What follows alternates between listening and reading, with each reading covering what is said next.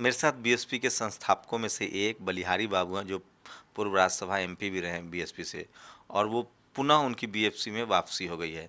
BSP UP विधानसभा चुनाव के बाद अपने रणनीतिक फैसले में तेजी से विचार कर रही है और पार्टी में बड़े स्तर पर फेरबदल भी हो रहा है। उनको पहले पार्टी से निकाल दिया गया था, फिर पार्टी में वापसी हो गई है। सर, बीएसपी में पहले तो वापसी पर आपको बधाई। शुक्रिया, धन्यवाद, बहुत बहुत। तो बहन जी को बधाई है।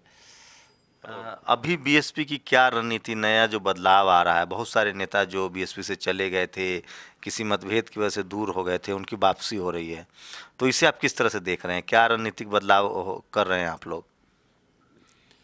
ये तो अच्छी सोच है माननीय बहन जी की, कि जो कांसीराम साहब साथ में काम किए थे, जो विपत्ति के समय में रहे हैं, अगर परिस्थितियाँ ऐसी थी कि जो मूवमेंट चलाए हैं, ऐसे लोग अगर आ जाएंगे तो अपने अनुभव को शेयर करेंगे। आने वाले समय में बीएसपी को लाभ मिलेगा इससे। जिस तरह से अभी हालात है, आपने मान्यवर कांसीराम के साथ भी काम किया है, आप संस्थापकों में से रहे हैं। फिलहाल अभी लालू यादव और मायावती को काफ़ी करीब देखा जा रहा है। यहाँ तक बात हो रही है कि जो पटना में रैली होगी वो उसमें शामिल होंगी। लालू यादव ने कहा कि हम उन्हें राज्यसभा में भेजेंगे, जो अगर संख्या बल कम हुआ उनका तो एक राजनीतिक गठजोड़ और अखिलेश के साथ भी अलायंस की बात हो रही है। जो राष्ट्रपति चुनाव को लेकर एक बड़ा जो विपक्ष जुट हुआ था, उसमें राम गोपाल यादव भी थे, मायावती भी थी, लालू भी थे। तो 2019 में एक बड़ा अलायंस आप बनता देख रहे हैं? क्या लग रहा है बीएसपी की क्या रणनीति होगी? जो जो इस समय माहौल बना हुआ है, बीएसपी की विचारधारा ही लड़ सकती है, सच्चाई तो ये है। और बीएसपी की विचारधारा जो ज्योतिबा फुले साहब, सत्यपति साहू जी महाराज, बाबा साहब डॉक्टर अम्बेडकर, मानव काशीराम साहब की जो विचारधारा रही है, उसको अगर आगे बढ़ाया जाए इस मूवमेंट को, तो हिंदुत्व का मुकाबला वही कर सकता है। मनवाद, ये मनवाद को स्थापित माने जो स्थापित कर रहे हैं, ये मानवतावाद ही इसको समाप्त करेगा। लेकिन जैसे ही जाति को लेकर बहस शुरू होती है भारत में, अभी जैसे दलित एट्रोसिटी के मामले बढ़े, मॉब लिंचिंग बढ़े, ऊना का भी कल बरसी है, 1 साल पूरा होने जा रहा है। बीजेपी आरएसएस के पास मुस्लिम कार्ड है, अभी अमरनाथ का मामला हो गया। तो जब जब मुस्लिम कार्ड खेलेंगे बीजेपी और आरएसएस, तो उसमें तो एक एससी एसटी ओबीसी की एकजुटता होती है हिंदू के नाम पर। इसकी क्या काट है आप लोगों के पास? सबसे आसान कार्ड बीएसपी के पास है। इसमें ये बीजेपी के लोग, आरएसएस के लोग और प्रतिक्रियावादी लोग, ये 5-6 खंडों में बांटे हैं समाज को। पहले तो जातियों में बटे हैं लोग, सभी लोग जात व्यवस्था के दास हैं और जात से ऊपर हटते नहीं। सबसे बड़ा दुखद ये मामला है। चमार भी जात व्यवस्था का दास है, वो कहीं दाएं बाएं नहीं जाता। ये इससे लड़ाई हम हारते हैं। और जात की बात जब करते हैं तो हिंदुत्व की माने प्रतिक्रियावाद माने तय करते हैं, मजबूती लाते हैं। जिस व्यवस्था से हमारी लड़ाई है, सामंतवाद से, प्रतिक्रियावाद से, पूंजीवाद से, वही हम पोषित करते हैं। उस समय कांसीराम जो थे वो कांग्रेस से लड़ रहे थे। हम सुन लीजिए पूरा। इसमें देखिए, एक है सवर्ण, जिसको कहा जाए तथाकथित जनरल कैटेगरी में। दूसरे माइनॉरिटी, संवैधानिक शब्द का इस्तेमाल करता हूँ, general, SC ST OBC, minority. पता नहीं इसे जो है, लोग समझते हैं ये ब्राह्मण क्षत्रिय वैश्य शूद्र ये है ना, ये संवैधानिक हो चाहे कहीं हो, ये तो है, माता है। तो ये सवर्ण है। दूसरा माइनॉरिटी है इस्लाम का मानने वाले। तीसरा जो है यूपी में मैं बात कर रहा हूँ, यादव, ये कौम है। और तीसरा, चौथा जो है ये जाटो या चमार कहा जाए। अब यादव से इतर जो रिएक्ट में अति पिछड़ी जातियों को ला दिए, मानसिकता उनको रिएक्ट करवाए। और चमार और जाट, हाँ, गैर यादव, गैर जाटो, ये कोई रिएक्ट तो बीजेपी करने में सफल हो गई ना, आप लोग तो सफल नहीं हुए उसको। बता रहे हैं ना, लड़ाई यहाँ 3 को जोड़ लिया, 2 को, ये सफल हो गए।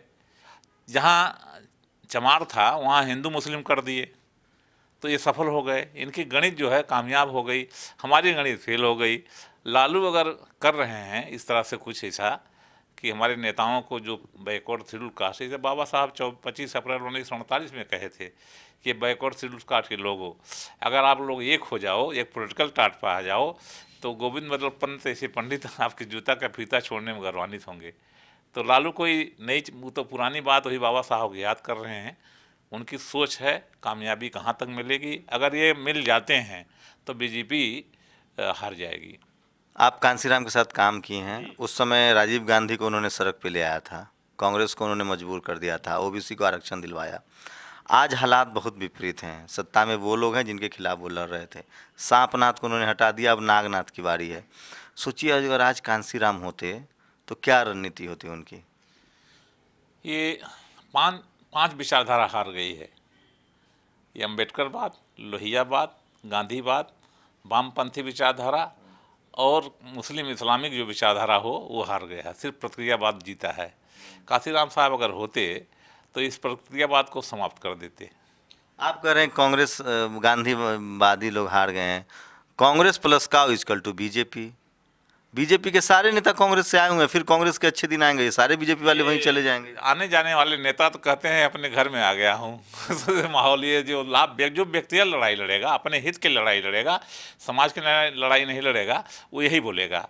और जो समाज की लड़ाई लड़ेगा वो माने एमएलए एमपी नहीं होगा, जनप्रतिनिधि नहीं हो सकता।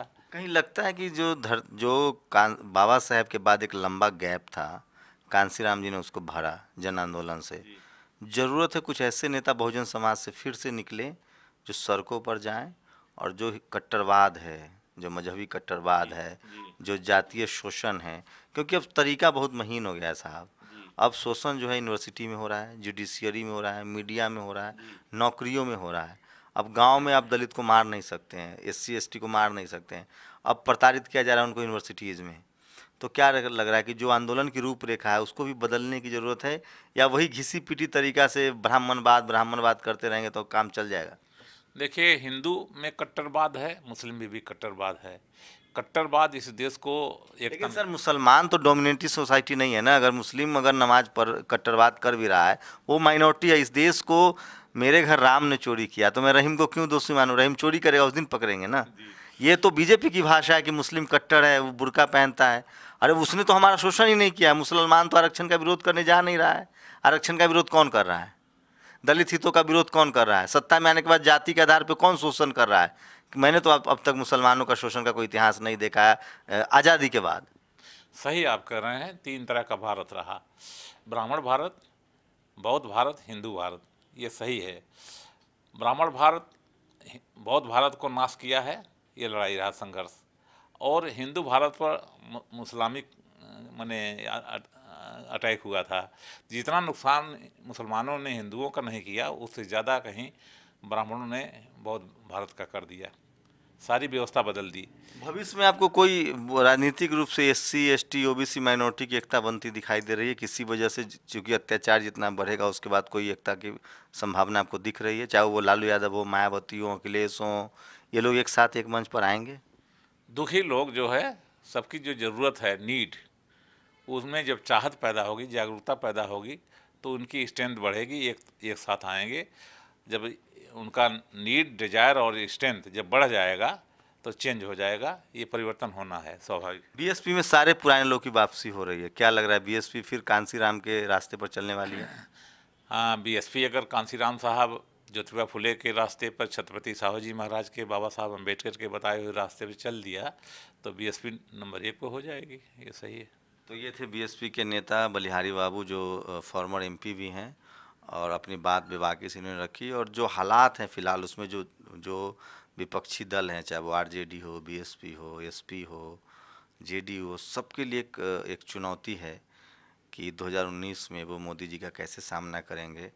क्योंकि मोदी जी के जो गठबंधन है वो इतने छोटे छोटे दलों से गठबंधन है जिनका हित आपस में नहीं टकराता है, लेकिन ये बड़ी रीजनल पार्टियां हैं जिनके हित आपस में टकराते हैं।